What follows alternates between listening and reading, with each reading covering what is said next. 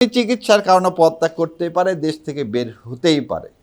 মানে আপনি তাকে পদত্যাগ করে আবার দেশ থেকে বের করে দেওয়ার একটা এগ্রিমেন্ট করতেছেন কার সাথে? 5ই আগস্টের পর থেকে প্রথম দিন থেকে হাসিনুর ভাইও আছে, প্রথম দিন থেকে আমি বলে আসি, আপনি যদি বীজটাকে রেখে দেন গাছ ভালো হবে না। রাষ্ট্রপতি সরান, চুপ্পুকে সরান।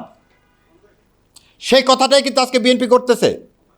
দেখেন কেন করতেছে। চুপ্পু গেলেন চিকিৎসার কথা বলে ইংল্যান্ডে। চুপ্পু সাহেব ইংল্যান্ডে গেলেন কি জন্যে? চিকিৎসার কথা বলে। একটা মানুষ ফিজিউটিভ, যার শাস্তি হয়েছে মৃত্যুদণ্ড, আইনে সে পালাতক, রাষ্ট্রপতি শপথ নিছেন এই সংবিধান অনুযায়ী দেশের সার্বভৌমত্ব রক্ষা করবে। সে কিভাবে একজন পালাতক আসামির সাথে ফোনে কথা বলে এদেশে কিভাবে সামরিক শাসন জারি করা যায় সে নিয়ে তিনি পরামর্শ করে আসছেন। এবং যে কথাটা আমি প্রথম দিন থেকে বলছি, শোনেন, আব্দুর রহমান বিশ্বাস, অনেকে ইতিহাসের কথা জানেন না, আব্দুর রহমান বিশ্বাস সাহেব সেদিন বলছে আমি মৃত্যুকে বেছে নিব কিন্তু আর্মির হাতে ক্ষমতা দিব না। সেজন্য নাসিম সাহেব সেদিন ক্ষমতা টেক ওভার করতে পারেনি। আমি প্রধানমন্ত্রীকে প্রথম দিন থেকে বলে আসছি, যতদিন এখানে চুপ্পু থাকবে আপনার এই মসনদ, আপনার এটা হচ্ছে ভূমিকম্পের মতো কয়েক সেকেন্ডের ব্যাপার। এখনই যদি চুপ্পু বলে যে আমি এই পার্লামেন্ট ভেঙে দিলাম এবং ক্ষমতা হস্তান্তর করে দিলাম কার কাছে? সেনাবাহিনী প্রধানের কাছে। কি করার আছে? কারণ এই সংবিধানে এটাই প্রভিশন, এই সংবিধানের এটাই প্রভিশন। আপনি দেখলেন সেই চুপ্পু এই কাজটাই করে আসলো। আপনি আবার কালকে বলতেছেন উনি চিকিৎসার কারণে পদত্যাগ করতেই পারে, দেশ থেকে বের হতেই পারে। মানে আপনি তাকে পদত্যাগ করে আবার দেশ থেকে বের করে দেওয়ার একটা এগ্রিমেন্ট করতেছেন কার সাথে? মৃত শহীদের পিতা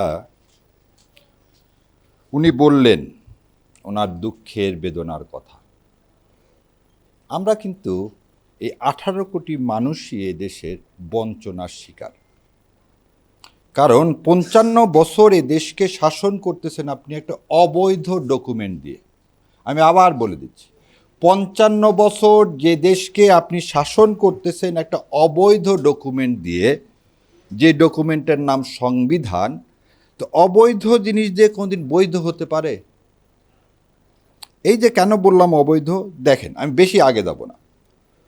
70 সালে নির্বাচন করলেন, নির্বাচনে আওয়ামী লীগ সংখ্যাগরিষ্ঠতা পেল। সেই নির্বাচনটা হলো কিসের ভিত্তিতে? পাকিস্তানের নির্বাচন হলো। আবার মনে রাখেন, সেটা কি হলো? পাকিস্তানের নির্বাচন। সেই নির্বাচনে আওয়ামী লীগের যে ইস্তেহার বা এলএফও কোনো জায়গায় কিন্তু ছিল না আমরা আলাদা হয়ে ফেডারেল কোনো কিছু করব। এবং ওই নির্বাচনটার মূল উদ্দেশ্য ছিল এই নির্বাচন হয়ে পাকিস্তানের জন্য একটা সংবিধান প্রণয়ন করা হবে। নির্বাচনের সংখ্যাগরিষ্ঠতা পাইলেন, পাওয়ার পর 25 তারিখ থেকে যুদ্ধ শুরু হল। 25শে মার্চ 1971 সমস্ত আওয়ামী লীগের এমপিরা পালায় কলকাতা চলে গেল। খেয়াল করে দেখেন, আপনারা যারা এখানে যারা ওই সময় ছিলেন আপনারা একটু খেয়াল করে দেখেন যে সমস্ত এমপিরা পালিয়ে কোথায় চলে গেল? কলকাতা চলে গেল। 10ই এপ্রিল আপনি সরকার গঠন করলেন। সরকার গঠন করতে পারে কে? এক জনগণ সরাসরি ভোট দিয়ে, অথবা যুদ্ধকালীন সময়ে যারা এমপি থাকবে বা গণপরিষদের মেম্বার থাকবে তারা এক জায়গায় বসে ভোট দিয়ে একটা সরকার নির্বাচিত করবে। তাজউদ্দিন আহমেদ বলেন আমি ইন্দিরা গান্ধীর কাছে গিয়ে বললাম একটা সরকার তৈরি করে দেন। আবার বলতেছি, তাজউদ্দিন আহমেদের বইটা আপনার পড়েন, সেখানে তাজউদ্দিন আহমেদ নিজে বলতেছে আমি প্রধানমন্ত্রী ইন্দিরা গান্ধীর সাথে দেখা করে বললাম একটা সরকার তৈরি করে দেন।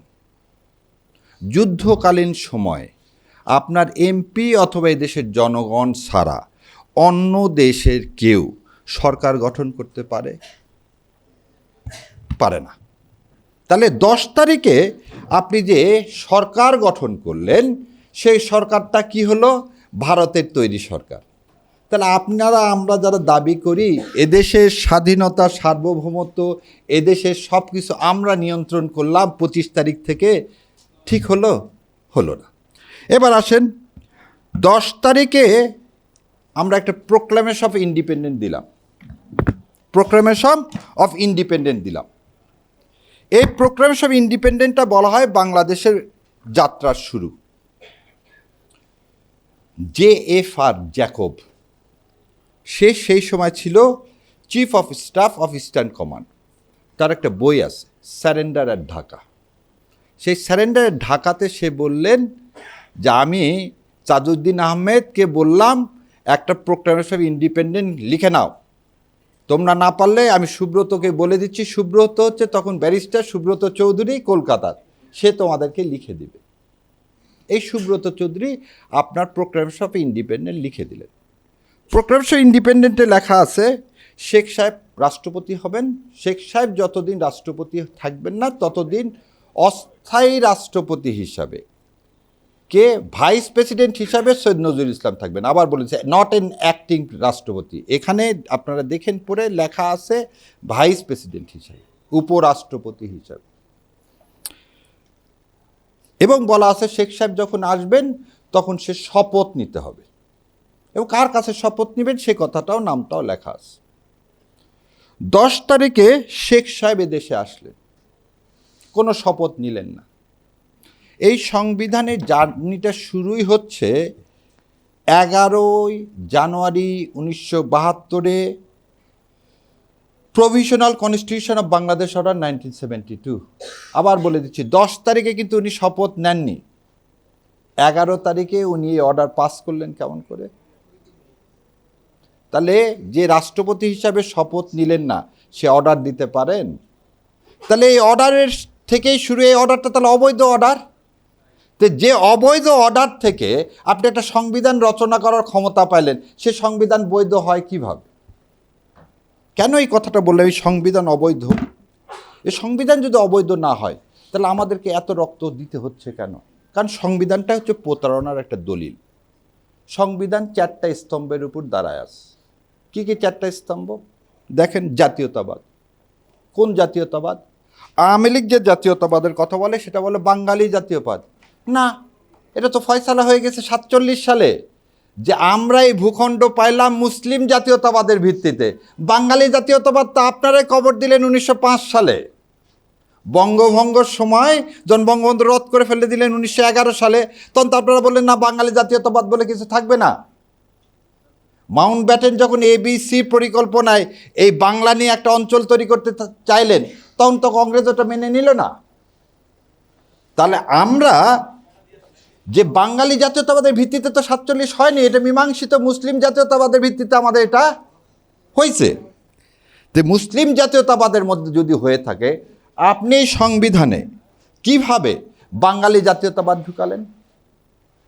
আসেন, দ্বিতীয়টা হচ্ছে ধর্মনিরপেক্ষতা। 91% মুসলমানের দেশে 70 সালের ভোট হলো, সে ভোটের লেখা ছিল বিসমিল্লাহির রহমানির রহিম, আল্লাহর উপর পূর্ণ আস্থা ও বিশ্বাস, এবং কোরআন ও সুন্নাহর বিপক্ষে কোনো আইন করব না। আপনি সংবিধানে 72 সালে ধর্মনিরপেক্ষতা ঢুকালেন কিভাবে? কে দিল আপনাকে? ম্যান্ডেট তো পাইতে হবে। আপনাদেরকে একদম সবাইকে আমরা সবসময় আমি চ্যালেঞ্জ করি, ভাইরে 25শে মার্চের আগ পর্যন্ত একটা ডকুমেন্ট দেখান যে ডকুমেন্টে 7ই মার্চের ভাষণ বলেন, 6 দফা বলেন, 11 দফা বলেন, 21 দফা বলেন যুক্তফ্রন্টের কোথাও ধর্মনিরপেক্ষতা ছিল, সমাজতন্ত্র ছিল না। আপনি কনস্টিটিউশনে ঢুকাই দিলেন ধর্মনিরপেক্ষতা, সমাজতন্ত্র। তাহলে 4টার মধ্যে যদি 3টার জন্যেই এই যুদ্ধ হয়নি। এদেশের মানুষ কোনো দিন সে যুদ্ধ করেনি। এদেশের মানুষ একটা ধর্মপ্রাণ মানুষ। সেই সংবিধান আপনাকে ইন্ডিয়া তৈরি করে দিল। কি তৈরি করে দিল? 4টা জিনিসের উপর, যে 4টা ইন্ডিয়ার প্রেসক্রিপশন। তাহলে এই অবৈধ ডকুমেন্ট দিয়ে 55 বছর আপনি দেশ শাসন করলেন। আজকে 24শে আমার সন্তানেরা রক্ত দিয়ে প্রমাণ করে দিল এই অবৈধ জিনিস দিয়ে ফ্যাসিস্ট তৈরি হতে পারে, কোনো দিন ইনসাফ কায়েম হতে পারে না। যদি ইনসাফ কায়েম হতে না পারে তাহলে ইনসাফের জন্য 2টা কাজ করতে হবে। একটা কাজ কি? এই সংবিধান পরিবর্তন করতে হবে। এই সংবিধান পরিবর্তন করতে হবে। আমার শহীদের ভাই উনি বললেন রাজনৈতিকভাবে সবাই এক।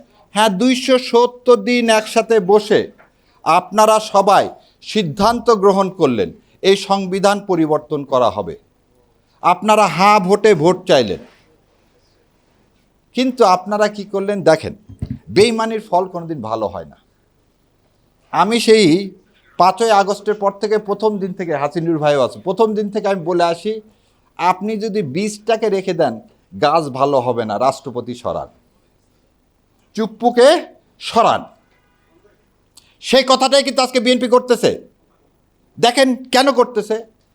চুপ্পু গেলেন চিকিৎসার কথা বলে ইংল্যান্ডে। চুপ্পু সাহেব ইংল্যান্ডে গেলেন কি জন্যে? চিকিৎসার কথা বলে। একটা মানুষ ফিজিউটিভ, যার শাস্তি হয়েছে মৃত্যুদণ্ড, আইনে সে পালাতক, রাষ্ট্রপতি শপথ নিছেন এই সংবিধান অনুযায়ী দেশের সার্বভৌমত্ব রক্ষা করবে।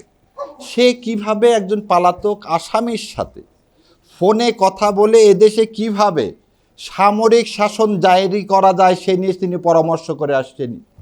এবং যে কথাটা আমি প্রথম দিন থেকে বলছি, শোনেন, আব্দুর রহমান বিশ্বাস, অনেকে ইতিহাসের কথা জানেন না, আব্দুর রহমান বিশ্বাস সাহেব সেদিন বলছে আমি মৃত্যুকে বেছে নিব কিন্তু আর্মির হাতে ক্ষমতা দিব না। সেজন্য নাসিম সাহেব সেদিন ক্ষমতা টেক ওভার করতে পারেনি। আমি প্রধানমন্ত্রীকে প্রথম দিন থেকে বলে আসছি, যতদিন এখানে চুপ্পু থাকবে আপনার এই মসনদ, আপনার এটা হচ্ছে ভূমিকম্পের মতো কয়েক সেকেন্ডের ব্যাপার। এখনই যদি চুপ্পু বলে যে আমি এই পার্লামেন্ট ভেঙে দিলাম এবং ক্ষমতা হস্তান্তর করে দিলাম, কার কাছে? সেনাবাহিনী প্রধানের কাছে। কি করার আছে? কারণ এই সংবিধানে এটাই প্রভিশন, এই সংবিধানের এটাই প্রভিশন। আপনি দেখলেন সেই চুপ্পু এই কাজটাই করে আসলো। আপনি আবার কালকে বলতেছেন উনি চিকিৎসার কারণে পদত্যাগ করতে পারে, দেশ থেকে বের হতেই পারে। মানে আপনি তাকে পদত্যাগ করে আবার দেশ থেকে বের করে দেওয়ার একটা এগ্রিমেন্ট করতেছেন। কার সাথে? এটা আমার ভাই বললে সব দল এক না, সবাই এক না। জুলাইয়ের সাথে বেইমানি করতেছে বলে আজকে সংস্কার হচ্ছে না। জুলাইয়ের সাথে বেইমানি হচ্ছে বলে এই ভাইয়ের সন্তানদের এখনো বিচার হচ্ছে না। এই চুপ্পুরা এখন এখানে বসে আছে, এই এস্টাবলিশমেন্ট এখনো আমাদের বিরুদ্ধে কাজ করে যাচ্ছে। সো এই রক্তের বিরুদ্ধে দাঁড়ায় আছে কে? এই কনস্টিটিউশন। এই কনস্টিটিউশন যতক্ষণ আপনি এই অবৈধ ডকুমেন্টটাকে যতক্ষণ পর্যন্ত সংস্কার না করবেন,